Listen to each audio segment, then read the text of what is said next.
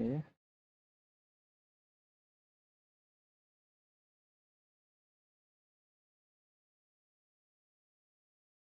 Hi, good evening, Nakirti.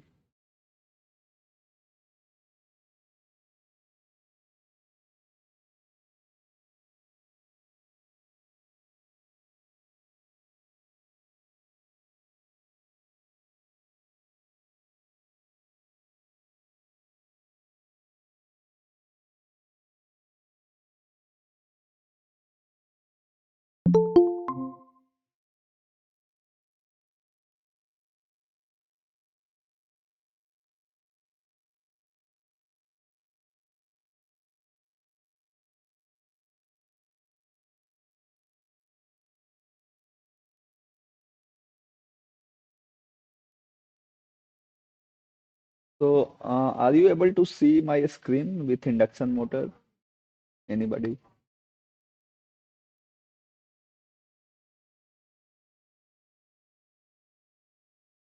Yeah, fine. So, you are looking at induction motor, that is a squirrel cage induction motor, which has 72 slots. You can see the slots here, and 84 rotor bars. Here, rotor cage winding, what we know. So, this is cage winding, the yellow one, and the blue one is the rotor iron core. Let me show you the 3D view of the machine. So this is how some induction motor looks like.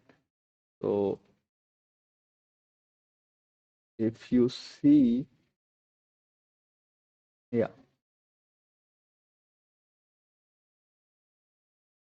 So this is the shaft. This is visually, earlier it was visible, but not now. Not visible? Okay, fine. Let me see what is happening. Uh,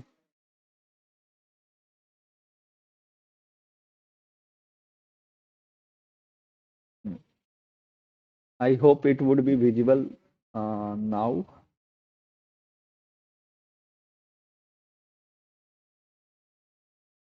Yeah, thanks. So this is a typical induction motor, uh, which we will use in the problem solving also, but it is very important to visualize the machine. I hope some. So till the software responds, so let me read the question, what it was given.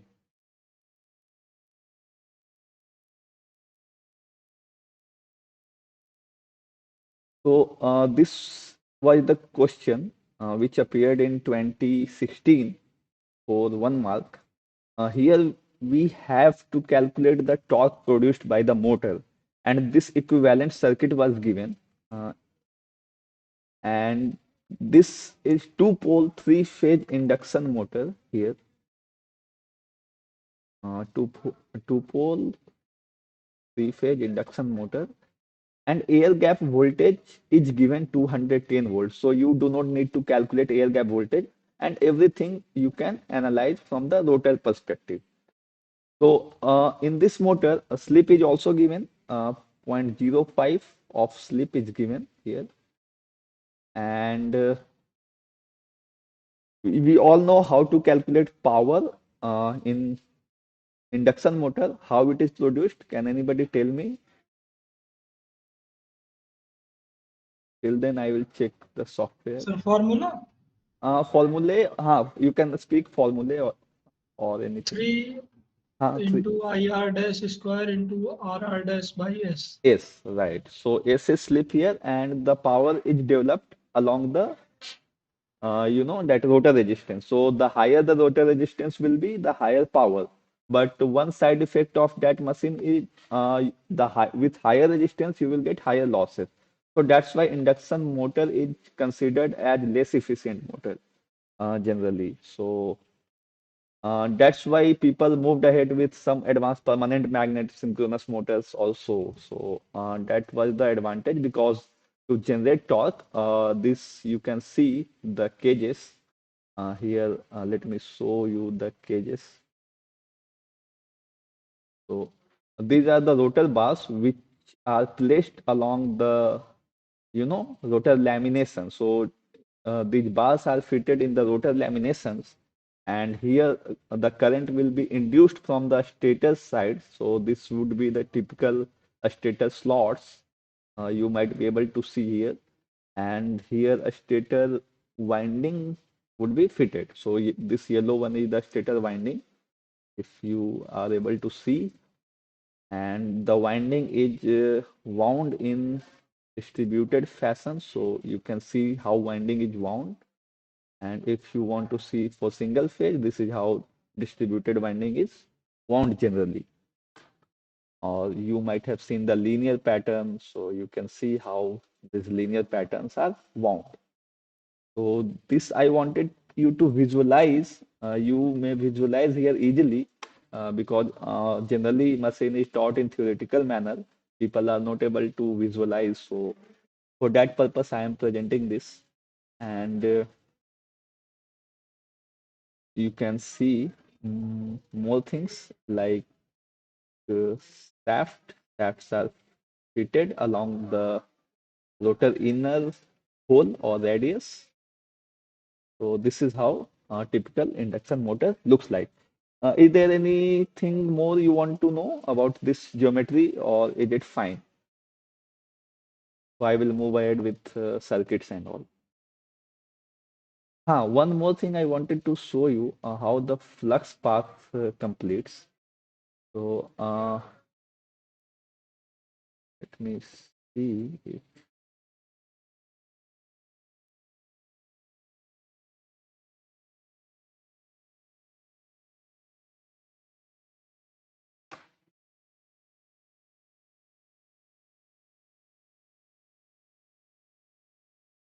So till this will run, we will see the problem here. Mm, hmm.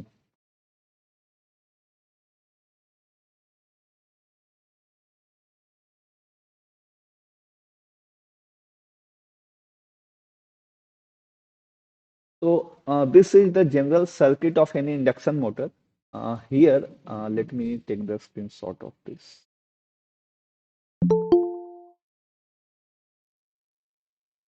so that I will be able to explain.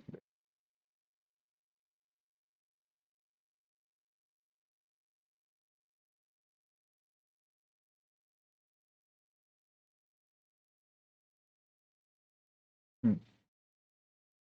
So this was closed.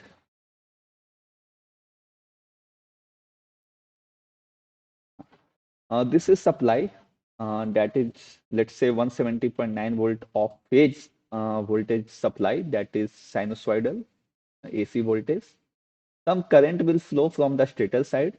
It will flow through the R1 resistance and X1 reactance, right?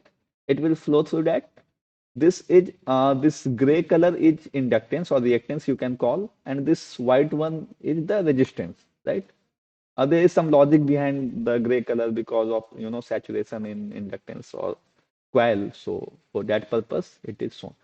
And in rotor, generally R2 dash by S is equivalent resistance. That why do we divide by S to convert? We all know that rotor frequency will be S times a stator frequency. If a stator frequency is F, then rotor frequency would be S times F. That is slip, and S is nothing but the Ns minus Nr by Ns, right? So to bring all the circuit at same level or same frequency level, we do the transformation and we divide the resistance by S, and we bring X2 also as a function of F, not SF. Earlier it was SF, now it will be converted to F. Let me draw the circuit as well. Earlier, let's say V1 was there, R1, X1, stator leakage reactance is XL, and this is RC, core loss component of a stator. This is magnetizing inductance or reactance, and XLR, rotor side, and this is R2 dash by S. Okay, so here XLR is the function of F. Okay, otherwise, if induction motor is running at any NR, and NR is nothing but the NS into 1 minus S, and slip is the operating frequency, the original operating point of the parameters are like that. It would be J omega LR into S. Okay, S will be multiplied, and here S will be absent. And the induced EMF across the magnetizing inductance would be E2 dash into S. Okay, so to remove this or to get rid of this slip factor from each and every terms, we what we did earlier, the current was I2 dash is equal to S E2 dash. This is I2 dash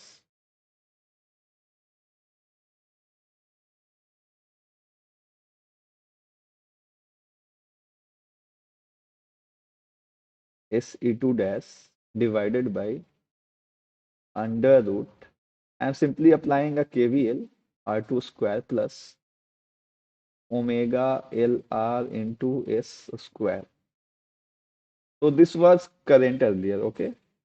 Now we want to convert it to at same frequency, all frequency of F. So we will divide here also by S, here also by S. So for that purpose, if you simplify it, you will get E2 dash divided by R2 dash square, sorry, R2 by S dash square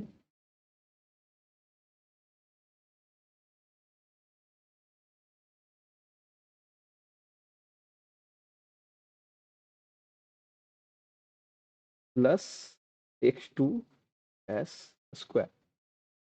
We did here very conveniently, but later in advanced courses, you will get to learn that it is not done so easily. How will you divide just by S and you convert from the rotor frequency to a stator frequency? So you will get to know about some reference frames. So that is some another topic, but it is very convenient at this level that we divided by S and we are converting rotor also at the FS, a stator supply frequency level. Okay. Now, let me see the circuit here.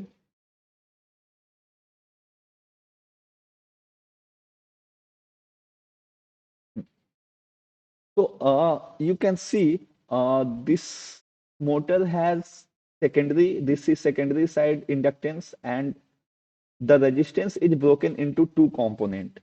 So, can anybody tell why it is broken into two component, or what is the inference of that? Why it is done so? We could have easily written R2 dash by S, right? So, has anybody have any answer? Yeah. Huh? Yeah, One, no. upper one is representing air power. Mm-hmm. The power through upper one is air gap, and second one is for rotor. Right, right. So, one component is for rotor copper loss, and one component is for mechanical developed power, right? So, we can always write R2 dash by S. We can always break R2 dash would be copper loss component. If you multiply all by I2 square, here also I2 square, R2 dash, the rest would be R2 dash by S minus R2 dash. Okay. So after air gap power, there is some flow of power. I think I should draw that as well. Some input power would be supplied from the stator side. some stator core loss, stator copper loss would be there. Then it will reach to air gap. Okay. After that, some losses would be there, and that is the rotor copper loss. After that, the power level is known as mechanical developed power. Okay. Or also rotor iron loss, you can say. And this mechanical power could be equal to shaft power or output power if the rotational loss is zero, but it is not generally. So rotational loss will be reduced from the mechanically developed power. So it is PM is nothing but the PG 1 minus S. Okay. And this rotor copper loss is SPG. So if you go from this side to this side, if you go from this side to this side, so if you add both PG1 minus S plus SPG, you will get is equal to PG. PG1 minus S is mechanically developed power plus SPG. It would be equal to PG. Okay, so we should always remember this power flow. Then you will be able to calculate efficiency, torque, power at any level. Otherwise, you will be confused which is mechanical developed power, which is output power, which is rotor copper loss, which is stator iron loss, copper loss, or input power. Okay. So if this power flow diagram would be in your mind, it would be very easy to solve any power related problem. So let me see if I am able to show you.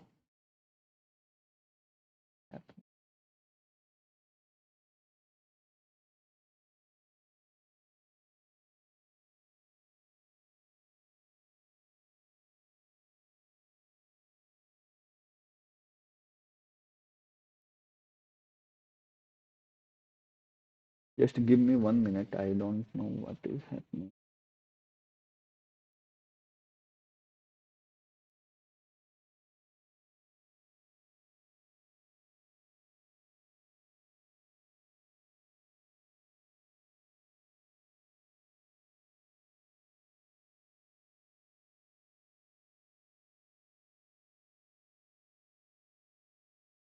Okay, so I think in at last of the session, I will be able to show you some flux path in the induction motor. I wanted to show you right away, but some glitch in the software appeared. So for that purpose, I will postpone it to the last of the class.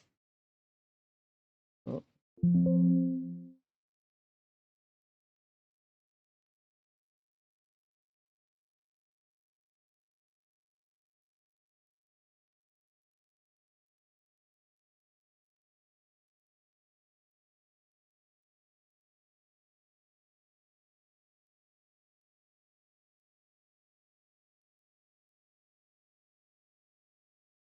okay, fine. Hmm. So this was all about the circuit. And if you see this resistance R2 dash is, R2 dash into 1 minus S by S. So this is the resistance where mechanical power would develop. So you can see this resistance is higher and this resistance is lower, and this resistance value corresponding to the rotor copper loss. Okay, this is magnetizing inductance, so this is generally higher than any other inductance, because this inductance is responsible for the flux establishment in the machine. That's why this inductance or reactance, you see its value is higher than the stator leakage reactance as well as rotor leakage reactance referred to the stator side. Okay. Huh. So I hope now I have that simulation.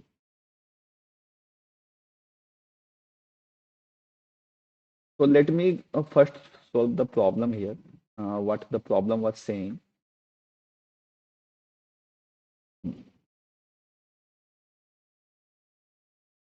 So in this problem, we will solve it. We need to solve the torque, and torque in motor we all know how to calculate. We all know torque is equal to power by omega. Okay, this is a general formula which is applicable in all the machine. But here in induction machine, we have issue. Which power, which speed, either synchronous speed or rotor speed. Which power? Shaft power, air gap power, mechanical power, which power? So here also it is not mentioned explicitly that which torque you have to calculate. If it is not mentioned, you will always take as mechanical, mechanically developed torque, okay? Mechanically developed torque, and anyway the rotational losses are not given, we will consider zero, so we will directly reach to the shaft torque. So whatever the mechanical torque would be developed, that will be equal to shaft torque. Now this is rotor leakage reactance referred to a stationary side. So you can also see from this problem is also framed while keeping all the parameters in mind.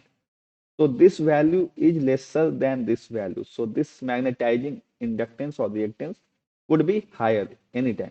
Now we know Vg, we have this parameter x2, and we have R2 dash by S. Okay. So to calculate power, we will easily do I2 square into R2 dash by S. Okay. So that's why I have done here. I2 I have calculated. That would be nothing but Vg divided by R2 dash by S, 0.05 divided by S, and S is also given 0.05. So 0.05 divided by 0.05 would be equal to 1. So that's why I have taken 1 here. This is R2 by S, R2 dash by S, and this is X2 dash. I have taken directly since it was given in the problem. Now, one mistake we always do, we do not care about the number of phases. Since it is given three-phase induction motor, we have to multiply with 3 I2 square into R2 dash by S. I2 we have calculated here. We will multiply with R2 dash by S, and we get here air gap power is equal to 126.19 kilowatt. That is air gap power. Now I just told you mechanical developed power would be air gap power into 1 minus S. If we add Pg into 1 minus S plus SPg, Pg into 1 minus S plus SPg, you will get air gap power. We have air gap power. We need to calculate mechanical power, and that with the value of S is equal to 0.05, you will get this value 119.88. Okay. Till here, any doubt?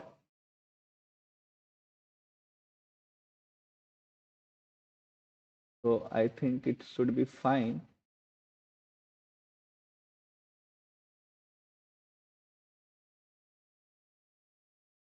Okay. So I should move ahead. We have calculated mechanically developed power. Now, to calculate torque, we all know this power by omega is equal to torque. Which power I need to take? If mechanical developed power we have, then we have to take the rotor speed. Okay. Why? Because when the power will develop, when the power will develop, when rotor will rotate, and the speed at which rotor will rotate, that will give us the torque, right? Corresponding to that point. So mechanical power by omega r, or air gap power, we know Pg by omega s. At air gap power is corresponding to a stator supply. So if you break it further, if you break it further, you will get Pg is equal to Pm by 1 minus S. Sorry. No. PM is equal to PG into 1 minus S. This is corresponding to PM divided omega S. Omega R is equal to omega S into 1 minus S. This is corresponding to omega R. So again, the same ratio is maintained. So that is the beauty of this induction motor. If you calculate torque at, with this formula, PG by omega S or PM by omega R, you will get same value. So it is just coincidence. But you cannot say directly that it is developed torque or it is the shaft torque. Okay. So that you need to keep in mind. So let us move ahead. So torque, I did PM by omega R to calculate mechanically developed torque. If PM we would not know, if we would have that PG value, we will do PG by 1 minus S also. Some manipulation we have to do. And omega R we have calculated. Omega R is equal to nothing but omega S 1 minus S. And omega S is nothing but 2 pi ns by 60. Okay. So that value I did put here, and you can easily get the torque value, and it was the answer for that problem. So any doubt in this problem? This problem is solved here, and I am going to show you some flux paths of the machine. I don't know why every time it is getting disappeared. Okay. So this flux path, I hope would be visible to you. So you can see this six pole. How it is six pole machine? Because it is six flux paths completing, and the number of pole, the number of flux loop completed in any motor, that is equal to the pole number. So you can say it. Let me take the screenshot again.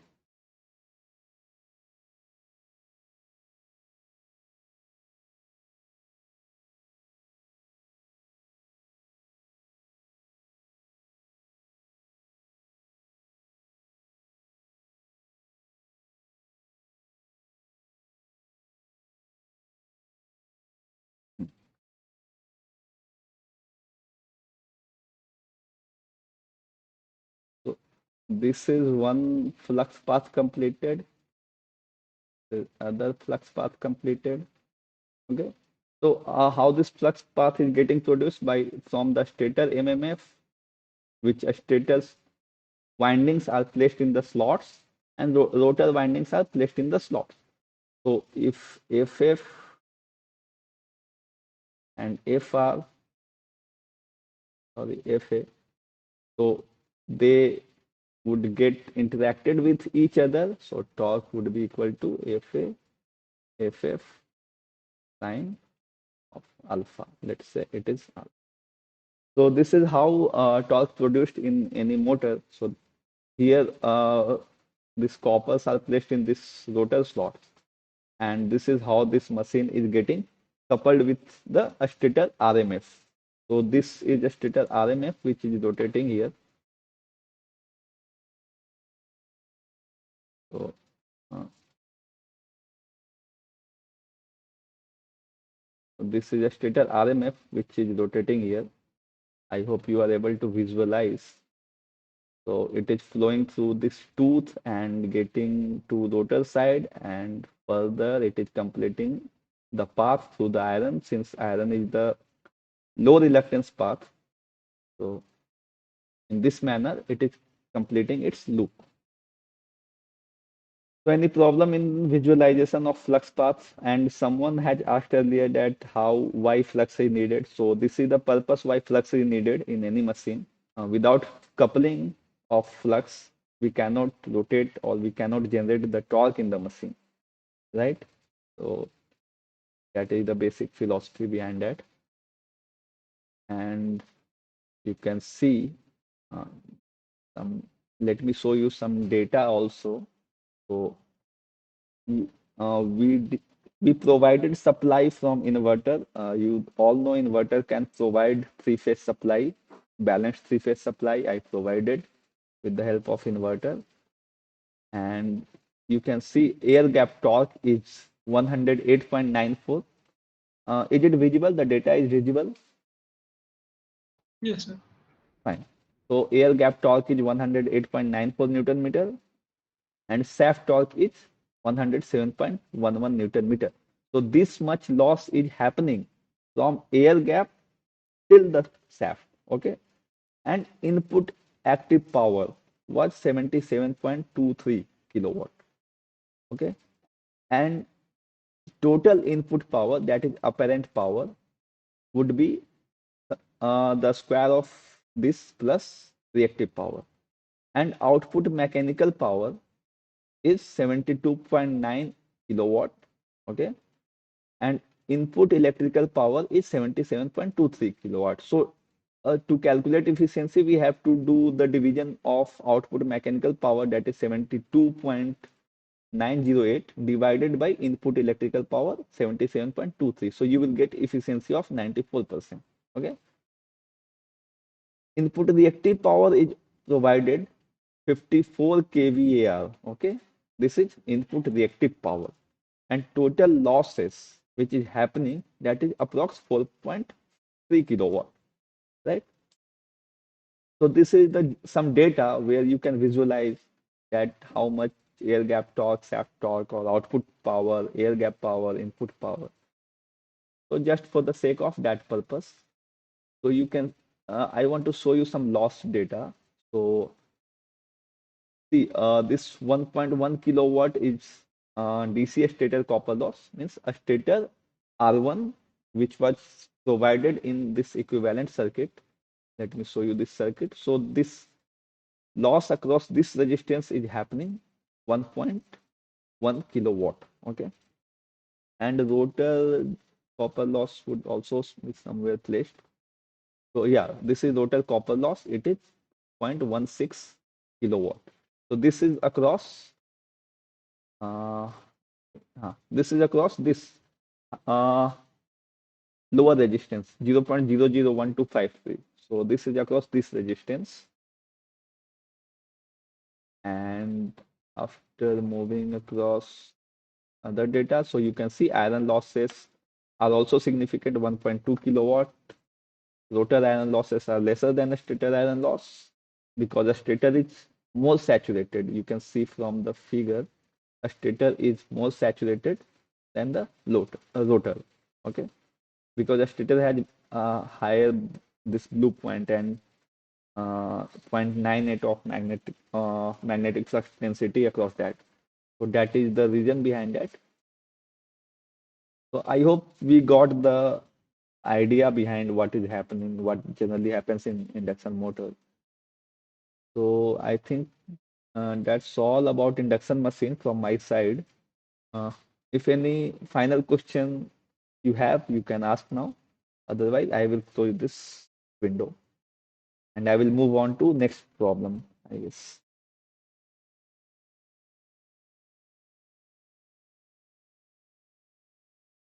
So everything clear? This will be helpful if you move ahead or if you want to, we just cram up all the formulae in machine. So you don't need to do that. You can see there are softwares nowadays which can give you more insights about that. Okay, fine then. I will move ahead. You can see also some graphs here. This is how air gap flux density graph. So this is also sinusoidal, almost sinusoidal. It would not be exact sinusoidal because in practicality some differ would be there. Okay, so that's it.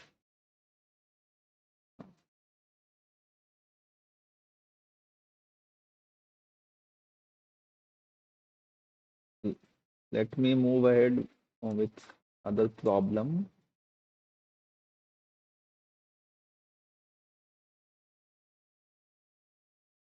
Hmm.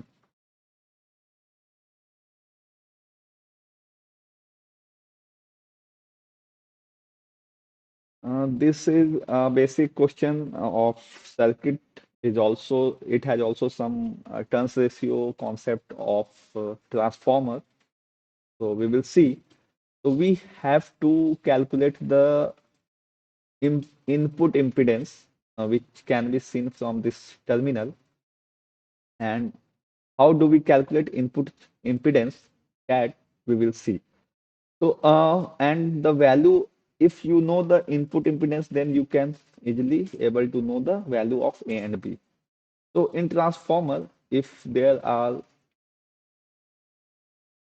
one turns, this is how any transformer is generally connected.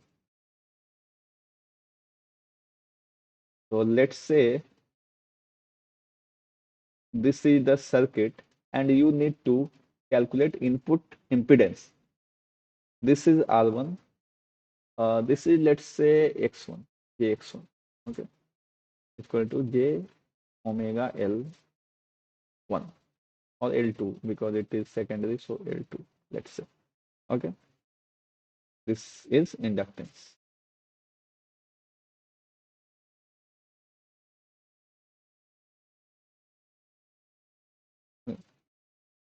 Now, to calculate equivalent input and its turn ratio, let's say N1 and N2, N1 by N2.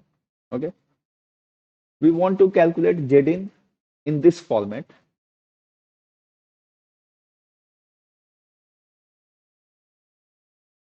We want to calculate in this format. Okay, so to do that, what procedure we have to do, that we will see.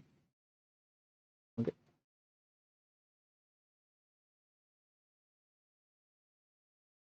we have to transfer this reactance to primary side. How will we do that? If, let's say, R1 is at primary side, there is no issue with R1, but X2 could be converted to primary side with some other notation, that let's say X2 dash, and X2 dash would be X2 into some turns a square. Which one? N1 by N2 or N2 by N1? So if we are moving from this side, we are moving from this side to this side.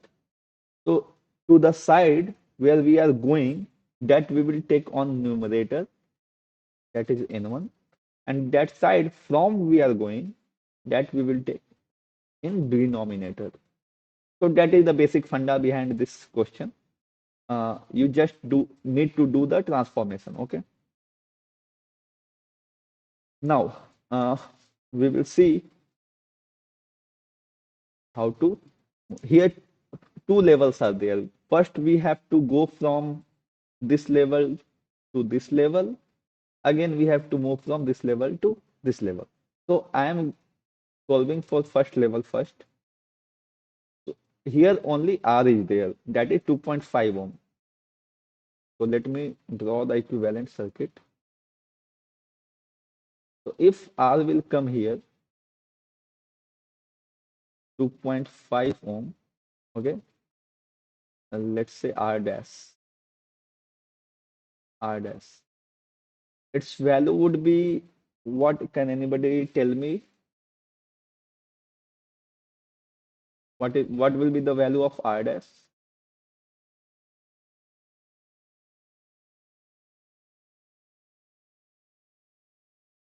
No value even in expression form A or B, anything. Not exact value if you are able to guess. So just now I said I will do the transfer. So 2.5 into some turns ratio square. 1 by A square. 1 by A square. Correct. Thanks. So we are going towards 1 from A. So towards we are going 1 from A. So that would be the ratio. L is already there. So 1 millihenry. Let me convert it in terms of X. So X is equal to J omega L. Omega is 5000 radian per second into 1 millihenry. So it would be J5 ohm. Okay, so this I am changing here, J5 ohm. Okay, okay, fine. So we have completed one level. Now we will move ahead and we will try to shift this R dash and X towards this. Someone may say, why don't you shift this capacitor to this side? But that is not input level. Okay, input level is this, towards 1 is to B. So towards 1, that you need to take care. Okay, if you know to jump, you it doesn't mean you will jump anywhere. Okay, you have some fixed path.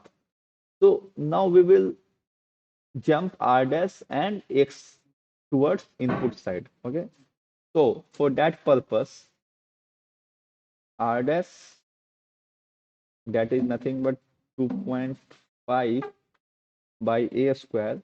I think I have solved somewhere. So, okay, 2.5 by A square plus J5 into some turns ratio. That ratio would be, we are moving towards 1 from B by B square. Okay, so that would be the complete Z in. And how would it look like? Capacitor, inductor, resistor. Okay. This would be your Z in. We did not calculated the value of capacitance or capacitive reactance. So that would nothing but x is equal to 1 by j omega c. And that value I have calculated here already earlier. So this is the value of 1 by j omega c. J will go up and it would become minus j omega by omega c. And that omega was, 5000 radian per second, and c is 10 microfarad it is given. So it should not be any issue. And Z in also given, that is equal to 2.5 ohm. 2.5 ohm. Okay. We need to solve this equation, but here it is only one equation and two unknown A and B. So how will we go ahead? Uh, Indirectly, it is given that it is purely resistive because no inductive circuit or capacitive, means no reactance is present in the circuit. So it is solely resistive circuit. It means whichever component will have the imaginary component like corresponding to J, that will be equal to 0. So let me solve it for you. So I will multiply first these two terms. So I will get 2.5 by A square B square plus, after this multiplication, J5 by B square is equal to 2.5. Okay, fine. I think some mistake I have done here. I have left the capacitive terms, that was minus J20. So 2.5 minus J20 I have left here. So you need to also consider minus J20. So minus J20 is equal to 2.5. So this 2 is reactive component or imaginary component that I will equate is equal to 0. Okay. And this is the real component which I will equate to 2.5 because we can see this as this. Okay. So 5 by b square minus 20 is equal to 0. Then you will get b is equal to plus minus half. But we cannot take minus sign because it is, you know, uh, from the resistance and inductance side. So resistance and inductance both cannot be in minus. So for that purpose, B would be equal to half. And after solving this, we will solve this real part. 2.5 by A square B square is equal to 2.5. This will be get cancelled and A square B square will be equal to 1 and After putting b is equal to half, you will get a is equal to 2. Okay, I guess, yeah, 2 or something else. Let me solve. B square a is equal to 1 by b square. 2 only. Yeah.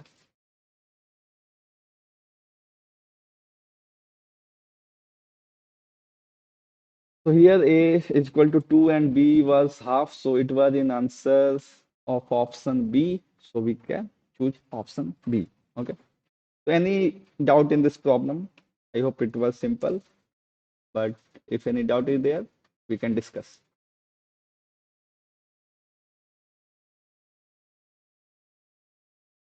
So if no doubt, then let me go ahead with some other problem.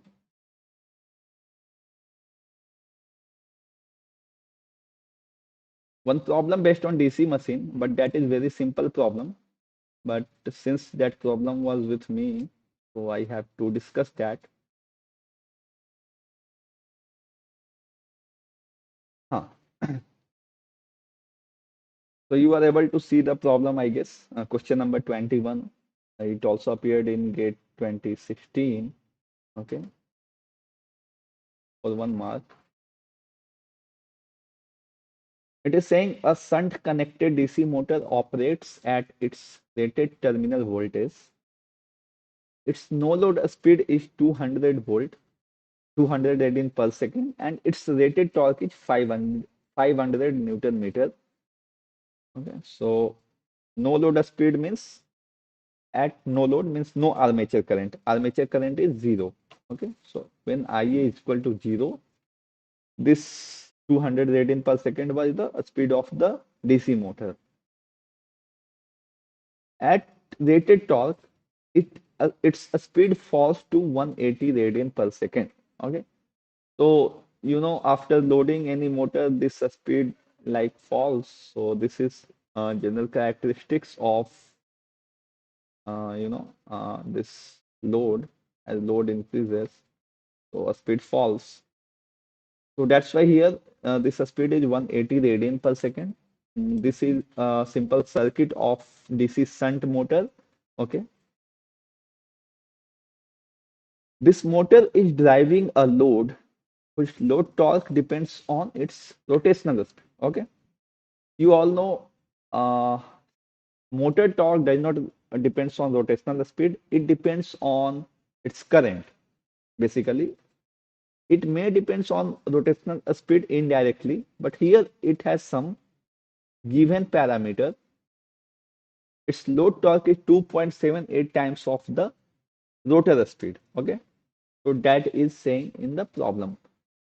Now we have to calculate at a steady state what will be the speed of this motor when it is driving this kind of load, and the load characteristics is 2.78 into omega. Okay, so generally some motor is connected with some drive.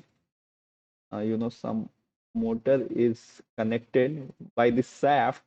It is driving some load. Okay,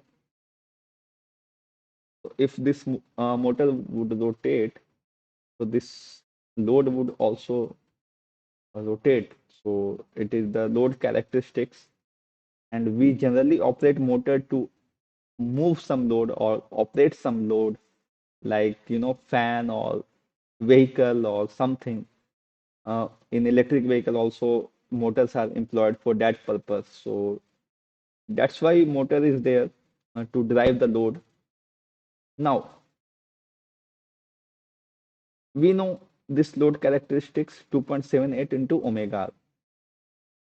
The question was asking what will happen at a steady state with the motor. So we all know at a steady state, the torque applied by the motor would be equal to the required torque by the load. Okay. So this was very simple problem. That's why it was asked for 1 mark only. So we just had to equate it. TL is equal to TM, and TL is 2.78 into omega r, and Tm we know 500, and after calculating it, you will get 500 by 2.78, and that would come out to be 179.85 radian per second.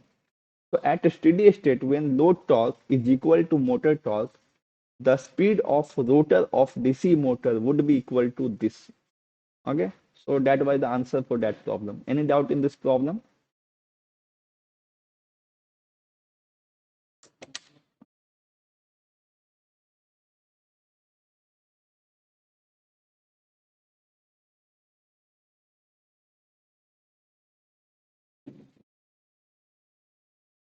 So three problems are solved today. Do you want to solve more problem, or should I discuss something from that simulation model, or should I discuss something else, or you can ask anything because we have 9 minutes of more time left.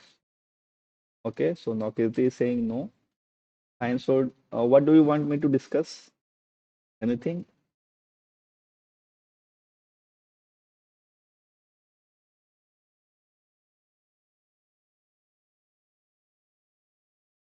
Anubhav, you want to say something? So question. Question I should discuss? Yes. Okay, okay, fine.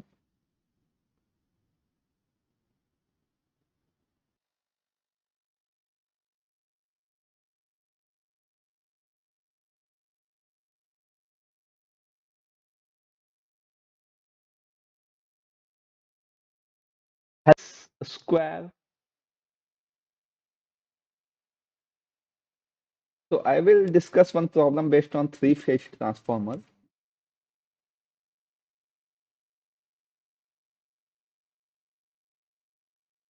I will try to wind up this problem very quickly so that you will be able to catch up your next class. I know on Thursday you have back-to-back three classes, so but you try to manage. It is a one-day thing. So, okay. So this is the problem. You did the problem. Okay. So now Kirti is asking in one question, torque is given 70 Newton meter at rated parameter, but after solving current from given parameter, torque was given. So now Kirti, can you share the question with me? Uh, I will have to take a look on that. Okay. So if I may look at the question, then I will be able to tell you the answer. You can mail me the problem.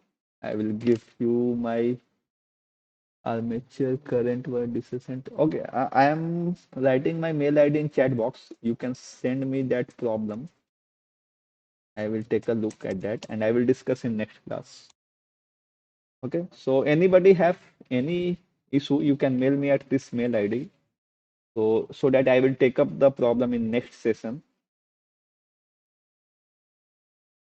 Okay, so let us move ahead quickly with this problem. This is based on three-phase transformer, and here we are required to calculate the full load efficiency. So we all know efficiency is equal to output by input. Okay, so output would be, you know, the percentage of loading into kVA rating of the transformer into cos phi. This is the output. Okay, anybody has any issue in this formula, then I expect that you know this formula, iron loss plus x square, because I cannot derive formula right now. If you say, I may derive this formula in next class. Okay, so for that purpose, I will move ahead with the formula only. Okay, so power factor is given. It is given as unity. This power factor is unity, so it will be 1. Okay, now in problem it is connected delta star.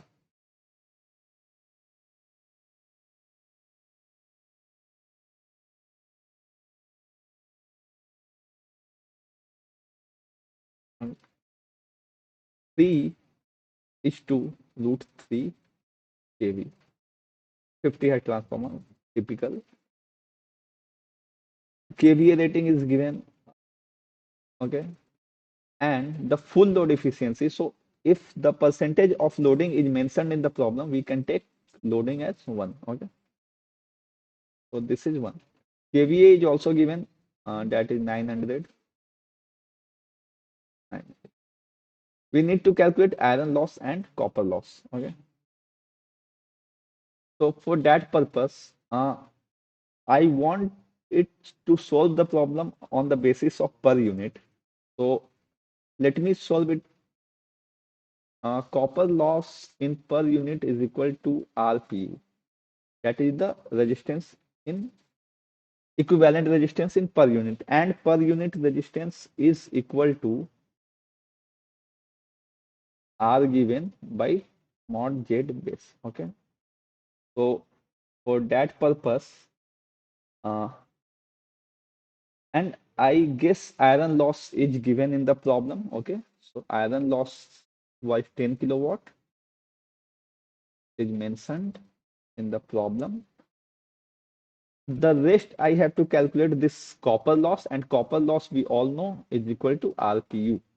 Okay, now the entire mission is to calculate copper loss here, and we will move ahead with, we will take some base value, and base is nothing but the kVA rating of base will be 900. Okay, and some voltage. So voltage will change, since we, from a star side the voltage would be in a star format. So V base would be equal to root 3 kV. This is line value, and here it is phase value 3 kV. Okay, so it is base.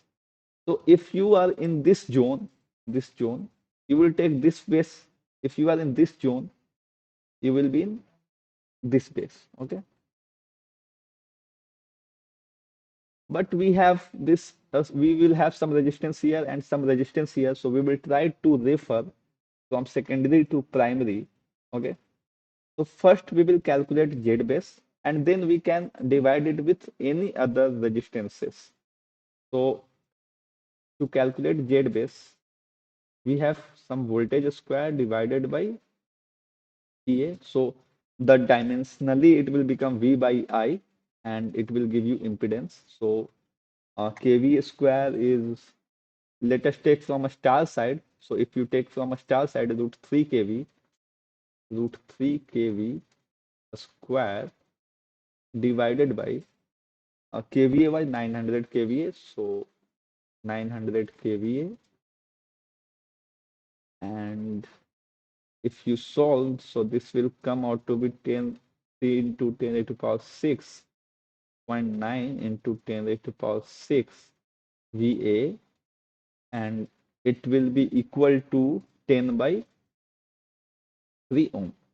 So that is your Z base. Okay, we have calculated Z base. Any doubt in this part? Since I am moving fast, I am expecting that you are getting it. If you have any doubt, you stop me in between. So the next task is to calculate RPU. Okay, resistance per phase on high voltage side is given, that is equal to zero point 0.3 ohm. So R1 is equal to 0.3 ohm, and R2 is equal to 0.02 ohm. Okay,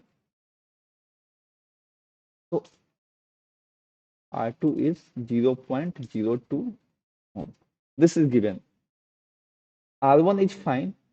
Okay, but this all data in ohm actual value we need to convert in PU. So R1 PU will be equal to, so you need to convert either from delta to star or star to delta. Okay, so it is always better if you take any one thing reference and you stick with that. Okay, so let us take, I am taking a star as a reference because that is very simple one. So I am taking a star, so I will transfer this resistance to secondary side. So R2 would be fixed. So R2 PU would be fixed. I am not transforming that. It would be 0.02, and base was on that side was 10 by 3. Okay, so that would come out to be 0.006 pu.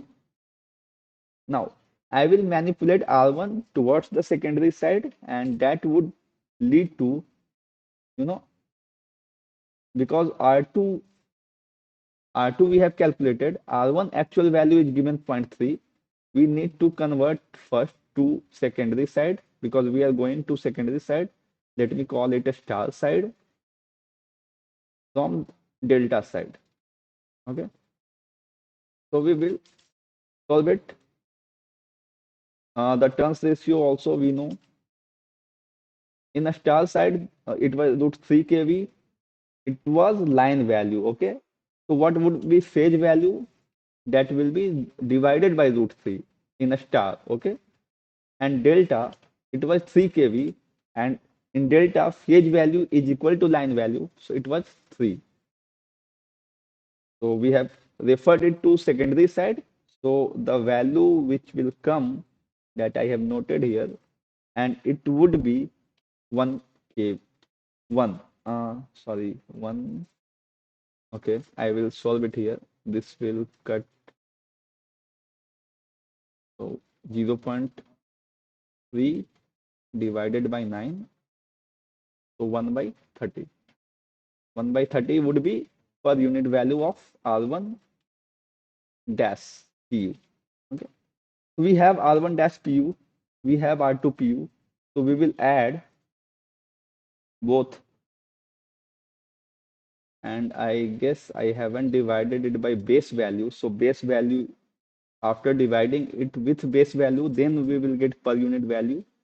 And this value will come out to be 0.01 divided by 10 by 3. Okay. So then you will get 0.01. So total per unit value R1 dash PU plus R2 PU is equal to 0.01 plus the earlier one was 0.006. So you will get equivalent 0.016 PU. So this is equivalent R1 dash PU. Sorry, R equivalent in per unit, and that will be equal to copper loss in per unit. Now you want to convert it into kilowatt. So either you can convert it in kilowatt or you leave it all in per unit value. It doesn't matter. So if we have calculated everything in per unit, so why not we go ahead with this? Okay. So in efficiency term, where I have written that I will put all things. So here I will put all things. X was 1. KVA, let us take 1 because it was rated per unit. Power factor was 1. Okay, fine. Output is 1. Now losses. Iron loss was 10 kilowatt. So 10, let us convert iron loss also in per unit. So PI in per unit would be 10 divided by 900 because 900 was KVA, and it will be 1 by 90. So 1 by 90 plus copper loss, we just calculated 0.016. Okay, into x square was 1. So 1 square. And after solving this expression, you will get some value. And let me tell you that value. That would come out to be, you know, after solving this expression, you will get 0.973. Okay. This is your efficiency value, and if you calculate in percentage, you have to multiply with 100, and that will 97.3%. Any doubt in this? I know I went fast, but I hope it is okay. If you have any doubt, I can also discuss in next session.